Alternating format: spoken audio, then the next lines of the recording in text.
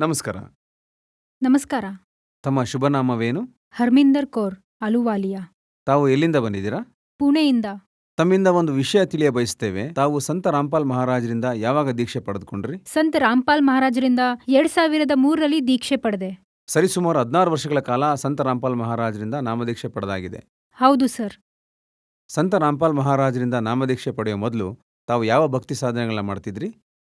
ಆಗ ನನ್ ಮದುವೆ ಆಗಿರ್ಲಿಲ್ಲ. ಅದಕ್ಕಿಂತ ಮುಂಚೆ ನಾವು ಗುರುದ್ವಾರಕ್ಕೆ ಹೋಗ್ತಿದ್ವಿ. ಮತ್ತೆ ಮದ್ವೆ ಆದ್ಮೇಲೆ ಗುರುದ್ವಾರಕ್ಕೂ ಹೋಗ್ತಿದ್ವಿ, ಮತ್ತೆ ದೇವಸ್ಥಾನಕ್ಕೂ ಹೋಗ್ತಿದ್ವಿ.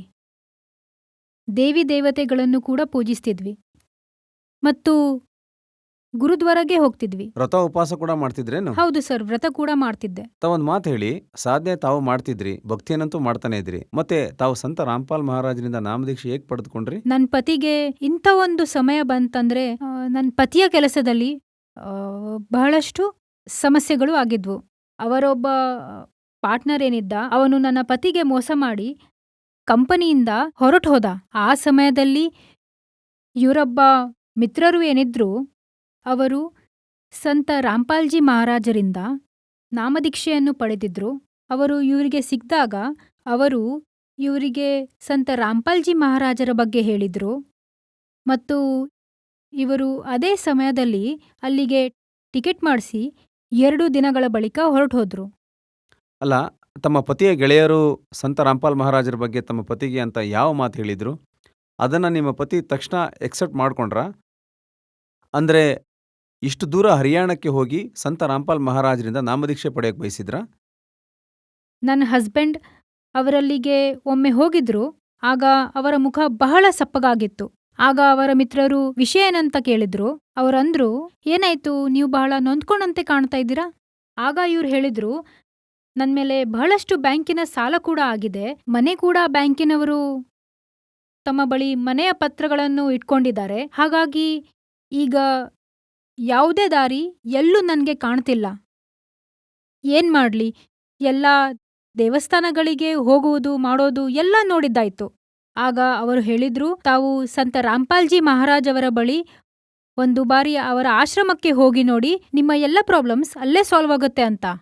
ಆಗ ನನ್ನ ಹಸ್ಬೆಂಡ್ 2 ದಿನಗಳ ಬಳಿಕವೇ ಟ್ರೈನ್ ಮೂಲಕ ಸಂತ ರಾಮ್ಪಾಲ್ಜಿ ಮಹಾರಾಜ್ ಅವರ ಬಳಿಗೆ ಹೊರಟೋದ್ರು. ಅಲ್ಲಿ ಹೋಗಿ ಅವರು ಆಶ್ರಮದಲ್ಲಿ ಹೋಗಿ ಗುರುಗಳನ್ನು ಭೇಟಿ ಮಾಡಿ ದೀಕ್ಷೆ ಪಡೆದುಕೊಂಡ್ರೆ ಆಗ ಅವರಿಗೆ ಎಲ್ಲ ವಿಷಯಗಳ ಜ್ಞಾನ ಉಂಟಾಯಿತು. ಅಂದ್ರೆ ನಾವೇನ್ ಭಕ್ತಿ ಮಾಡ್ತಿದ್ವಿ ಅವೆಲ್ಲ ತಪ್ಪಾಗಿತ್ತು ಮತ್ತು ಸಂತ ರಾಮ್ಪಾಲ್ಜಿ ಮಹಾರಾಜರ ಮೂಲಕ ಹೇಳಿದಂಥ ಭಕ್ತಿಯೇ ಸಂಪೂರ್ಣ ಭಕ್ತಿಯಾಗಿತ್ತು. ಅದಾದ್ಮೇಲೆ ಯಾವಾಗ ಅವರು ನಾಮದೀಕ್ಷೆ ಪಡೆದು ಮನೆಗೆ ಬಂದ್ರು, ಆಮೇಲೆ ಅದರ ನಂತರ ಇವರಿಗೆ ನಿಧಾನವಾಗಿ ಇವರಿಗೆ ಮತ್ತೆ ಬ್ಯಾಂಕಿನವರು ಮನೆ ಪತ್ರಗಳನ್ನು ಕೊಟ್ರು, ಮನೆ ಮತ್ತು ಕಂಪನಿದು. ಮತ್ತೆ ಅದಾದ್ಮೇಲೆ ಎಲ್ಲ ಸರಿ ಆಗ್ತಾ ಹೋಯ್ತು. ಇವ್ರಿಗೆ ಹೊರಗೆ ಹೋಗಿ ಆರ್ಡರ್ ಪಡೆಯೋ ಅಗತ್ಯ ಕೂಡ ಇರಲಿಲ್ಲ. ಕಂಪನಿಯಲ್ಲಿ ಕೂತಲ್ಲಿಯೇ ಆರ್ಡರ್ ಬರಕ್ಕೆ ಶುರುವಾಯ್ತು. ನೋಡಿ, ಹೀಗೆ ಹೇಗಾಗಲು ಸಾಧ್ಯ ಇದೆ? ಅಂದ್ರೆ ತಾವು ಆರ್ಥಿಕ ಸಮಸ್ಯೆಗಳಿಂದ ತೊಳಲಾಡ್ತಿದ್ರಿ ಮತ್ತು ಆರ್ಥಿಕ ಸಮಸ್ಯೆಗಳು ತಂತಾನೆ ಸುಧಾರಿಸ್ಕೊಂಡದ್ದು. ತಾವು ಹೇಳಿದ್ರಿ, ಫ್ಯಾಕ್ಟ್ರಿ ಮತ್ತು ಮನೆಯ ಕಾಗದ ಪತ್ರಗಳನ್ನು ತಾವು ಬ್ಯಾಂಕ್ನಲ್ಲಿ ಇಟ್ಟಿರೋದು. ನಂತರ ಇದ್ದಕ್ಕಿದ್ದಂತೆ ಆರ್ಥಿಕ ಸಮಸ್ಯೆಗಳು ಸರಿಯಾಗಲಾರಂಭಿಸ್ತವೆ. ಹಾಗಾದರೆ ತಾವು ಹೇಗೆ ನಂಬಲು ಸಾಧ್ಯ? ಅಂದರೆ ಈ ಎಲ್ಲ ಲಾಭಗಳು ಸಂತ ರಾಮ್ಪಾಲ್ ಮಹಾರಾಜರಿಂದ ನಾಮದೀಕ್ಷೆ ಪಡೆದ ಬಳಿಕವೇ ಸಿಗುತ್ತಿದ್ದುವೆಂದು? ನಾವು ಎಲ್ಲ ಕಡೆಗಳಲ್ಲಿ, ದೇವಸ್ಥಾನಗಳಲ್ಲಿ, ಗುರುದ್ವಾರೆಗಳಲ್ಲಿ ಎಲ್ಲ ಕಡೆ ಹೋಗಿ ಎಲ್ಲ ಪೂಜೆ ವ್ರತಗಳೆಲ್ಲವನ್ನೂ ಮಾಡಿ ನೋಡಿದಾಯ್ತು. ಆದ್ರೆ ನಮಗೆ ಮೊದಲು ಎಲ್ಲೂ ಕೂಡ ಯಾವ ಲಾಭ ಸಿಗ್ಲಿಲ್ಲ. ಆದ್ರೆ ಸಂತ ರಾಮ್ಪಾಲ್ಜಿ ಮಹಾರಾಜರಿಂದ ನನ್ನ ಹಸ್ಬೆಂಡ್ ನಾಮದೀಕ್ಷೆ ಪಡೆದಾಗಿನಿಂದ ಅವರು ಎಲ್ಲ ಕೆಲಸ ಸರಿ ಆಗ್ತಾ ಬಂತು ಮತ್ತು ತಕ್ಷಣವೇ ಆ ಎಲ್ಲ ವಿಷಯಗಳು ನಮ್ಗೆ ಲಾಭವಾಗ್ತಾ ಬಂತು. ಇದಂತೂ ನಿಮ್ಮ ಹಸ್ಬೆಂಡ್ ವಿಷಯ. ತಾವು ಸಂತ ರಾಮ್ಪಾಲ್ ಮಹಾರಾಜರಿಂದ ನಾಮದೀಕ್ಷೆ ಹೇಗೆ ಪಡೆದ್ರಿ? ನಿಮ್ಮ ಪತಿಯ ಮಾತು ಕೇಳಿ ತಾವು ಪಡೆದ್ರು, ಅಥವಾ ತಾವು ಕೂಡ ಸಂತ ರಾಮ್ಪಾಲ್ ಮಹಾರಾಜರ ಸತ್ಸಂಗವನ್ನ ಕೇಳಿ, ಅಥವಾ ಮೊದಲು ಅವ್ರ ಬಗ್ಗೆ ಏನಾದರೂ ತಿಳಿದುಕೊಂಡ್ರಾ? ನನ್ನ ಪತಿ ಯಾವಾಗ ನಾಮದೀಕ್ಷೆ ಪಡೆದು ಬಂದ್ರು, ಆಗ ನಾವು ಸತ್ಸಂಗ ಕೇಳಿದ್ವಿ ಅವರಿಂದ. ಅಂದ್ರೆ ಸತ್ಸಂಗ ಕಳೆದ್ಮೇಲೆ ನಾವೆಲ್ಲ, ನನ್ನ ಮಕ್ಕಳು ಮತ್ತು ನನ್ನ ಅತ್ತೆಯವರೆಲ್ಲರೂ ಹೇಳಿದ್ದೇನೆಂದ್ರೆ, ಸಂತ ರಾಮ್ಪಾಲ್ಜಿ ಮಹಾರಾಜರಿಂದ ನಾಮದೀಕ್ಷೆ ಪಡೆಯಬೇಕಾಗಿದೆ ಎಂದು. ಈ ಥರ ಅವರು ನಮಗೆ ಹೇಳಿದ್ರು. ಮತ್ತೆ ಗುರೂಜಿ ಸಂತ ರಾಮ್ಪಾಲ್ಜಿ ಮಹಾರಾಜರು ಜನವರಿಯಲ್ಲಿ 2003ರಲ್ಲಿ ಪುಣೆಗೆ ಬಂದರು.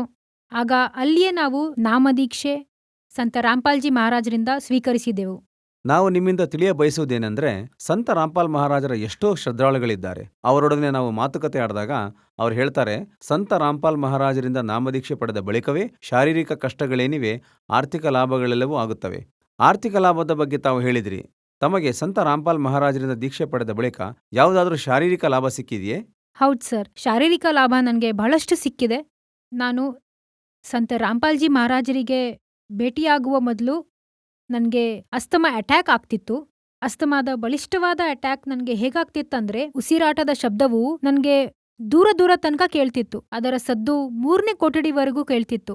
ಆಗ ಸಂತ ರಾಮ್ಪಾಲ್ಜಿ ಮಹಾರಾಜರಿಂದ ನಾಮದೀಕ್ಷೆ ಪಡೆದ ಬಳಿಕ ನನ್ನ ಅಸ್ತಮಾದ ಕಾಯಿಲೆ ಪೂರ್ಣ ರೀತಿಯಲ್ಲಿ ನಾಶವಾಯಿತು. ಮತ್ತೆ ಇದಲ್ಲದೆ ನಾಮದೀಕ್ಷೆ ಪಡೆದ 3 ತಿಂಗಳ ನಂತರ ನನಗೆ ಹೊಟ್ಟೆಯಲ್ಲಿ ಒಂದು ಬಾರಿ ಬಹಳ ಜೋರಾಗಿ ನೋವು ಕಾಣಿಸ್ತು.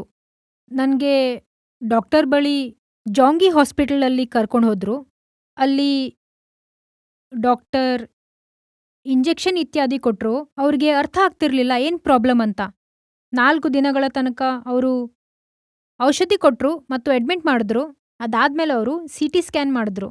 CT ಸ್ಕ್ಯಾನಲ್ಲಿ ಹೊಟ್ಟೆಯೊಳಗೆ ಒಂದು ಗಂಟು ಇದೆ ಅಂತ ಹೇಳಿದ್ರು ಡಾಕ್ಟ್ರು. ಮತ್ತೆ ಅವರು 100% ಅದು ಕ್ಯಾನ್ಸರ್ ಇದೆ ಅಂತ ಹೇಳಿದ್ರು. ಡಾಕ್ಟರ್ ಯಾವಾಗ ನನ್ನ ಪತಿಗೆ ಹೇಳಿದ್ರು ಏನಂದ್ರೆ ತಮ್ಮ ಪತ್ನಿಗೆ ಕ್ಯಾನ್ಸರ್ ಇದೆ ಅಂತ, ಅವರಿಗಂತೂ ಭೂಮಿಯೇ ಬಾಯಿ ಬಿಟ್ಟಂಗಾಯ್ತು.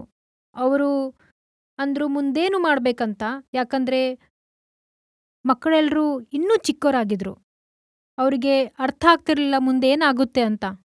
ಅವರು ಹೇಳಿದ್ರು, ನಡಿ ನಾವು ಸಂತ ರಾಮ್ಪಾಲ್ಜಿ ಮಹಾರಾಜರಲ್ಲಿ ಪ್ರಾರ್ಥನೆ ಮಾಡೋಣ. ಎಲ್ಲ ಹೇಗೆ ಸರಿ ಹೋಗುತ್ತೆ ಅಂತ ಅವರ ಬಳಿ ಮಾತಾಡಿ ತಿಳ್ಕೊಳ್ಳೋಣ. ಆಗ ಅವರು ಪ್ರಾರ್ಥನೆ ಮಾಡಿದ್ರು. ಪ್ರಾರ್ಥನೆ ಮಾಡಿದ್ಮೇಲೆ ಅವರಿಗೆ ಗುರು ಸಂತ ರಾಮ್ಪಾಲ್ಜಿ ಮಹಾರಾಜರು ಹೇಳಿದ್ರು, ಪರಮಾತ್ಮ ಎಲ್ಲವನ್ನೂ ಸರಿಪಡಿಸ್ತಾನೆ, ಪರಮಾತ್ಮ ದಯೆ ತೋರಿಸ್ತಾನೆ, ತಾವು ಭಕ್ತಿ ಮಾಡಿ. ಅದರ ಬಳಿಕ ಮತ್ತೆ ಲಿವರ್ನಿಂದ ನೀರ್ ತೆಗೆದು ಡಾಕ್ಟರ್ ಅದನ್ನು ಟೆಸ್ಟ್ಗಾಗಿ ಕಳಿಸಿದ್ರು. ಆಗ ಅವತ್ತು ಎಲ್ಲ ರಿಪೋರ್ಟ್ ಸರಿಯಾಗಿ ಬಂತು. ಸಂತ ರಾಮ್ಪಾಲ್ಜಿ ಮಹಾರಾಜರಿಂದಾಗಿಯೇ ನನ್ನ ಕ್ಯಾನ್ಸರ್ ಗುಣಮುಖವಾಯಿತು. ಸಂತ ರಾಮ್ಪಾಲ್ ಮಹಾರಾಜರಿಂದ ನಾಮದೀಕ್ಷೆ ಪಡೆದ ಬಳಿಕ ಇನ್ನೇನು ಲಾಭಗಳಾದವು? ನನ್ನಿಬ್ರು ಮಕ್ಕಳಿಗೆ ಒಂದು ವಿಚಿತ್ರ ರೀತಿಯ ಕಾಯಿಲೆ ಆಗಿತ್ತು. ಅದರ ಹೆಸರು ಸರ್ಪಸುತ್ತು ಅಂತಾರೆ. ಅದು ಅವರಿಬ್ಬರಿಗೂ ಆಗಿತ್ತು. ಆದರೆ ಪರಮಾತ್ಮ ಸಂತ ರಾಮ್ಪಾಲ್ಜಿ ಮಹಾರಾಜರಲ್ಲಿ ಪ್ರಾರ್ಥನೆ ಮಾಡಿದಾಗ ಅವರು ಹೇಳಿದ್ರು, ಪರಮಾತ್ಮ ಎಲ್ಲವನ್ನೂ ಸರಿಪಡಿಸ್ತಾನೆ ಅಂತ. ಮತ್ತು ಅದರ ಬಳಿಕ ಅಲ್ಲಿಯೇ ಅವರ ಪ್ರಾಬ್ಲಮ್ ಸಾಲ್ವ್ ಆಯಿತು. ಸರ್ಪಸುತ್ತು ಅಲ್ಲಿಯೇ ನಿಂತ್ಬಿಡ್ತು. ಪರಮಾತ್ಮನ ದಯೆಯಿಂದ ನನ್ನಿಬ್ರು ಸೊಸೆಯಂದಿರು ಮಗಳಂತಾಗಿ ಮನೆಗೆ ಬಂದಿದ್ದಾರೆ. ಹಾಗಾಗಿ ನಮ್ಮ ಮನೆ ಅಂತೆಯೇ ಪರಮಾತ್ಮನು ನಮ್ಮನ್ನು ಆಶೀರ್ವದಿಸಿದರು ಹಾಗೂ ತಮ್ಮ ಮನೆಯನ್ನು ಮಿನಿ ಸತ್ಯಲೋಕದಂತೆ ಪರಮಾತ್ಮ ಮಾಡಿದ್ದಾರೆ. ಹಾಗೆಯೇ ಇಂದು ನಮ್ಮ ಮನೆ ಮಿನಿ ಸತ್ಯಲೋಕವಾಗಿದೆ. ಇನ್ನೇನು ಲಾಭ ಆಗಿದೆ ತಮಗೆ? ನನಗೆ ಎಂಗ್ಸೈಟಿಯ ಪ್ರಾಬ್ಲಮ್ ಇತ್ತು. ನನಗೆ ಇಷ್ಟೊಂದು ಭಯವಾಗ್ತಿತ್ತಂದ್ರೆ ನನ್ನ ಹಾರ್ಟ್ ಬೀಟ್ ಬಹಳ ವೇಗವಾಗ್ತಿತ್ತು. ಅದಕ್ಕಾಗಿ ನನ್ನ ಹಸ್ಬೆಂಡ್ ನನ್ನನ್ನು ಹಾಸ್ಪಿಟಲ್ಗೆ ಕರೆದೊಯ್ಯುತ್ತಿದ್ರು. ಅಲ್ಲಿ ವೈದ್ಯರು ನನಗೆ 4-5 ದಿನ ಆಕ್ಸಿಜನ್ ಹಾಕಿ ಹಾಸ್ಪಿಟಲಲ್ಲಿ ಅಡ್ಮಿಟ್ ಮಾಡಿ ಇಡ್ತಿದ್ರು. ಮತ್ತೇನಂದ್ರೆ ಅವರಿಗೂ ಕಾಯಿಲೆ ಏನೆಂದು ತಿಳಿಯುತ್ತಿರ್ಲಿಲ್ಲ.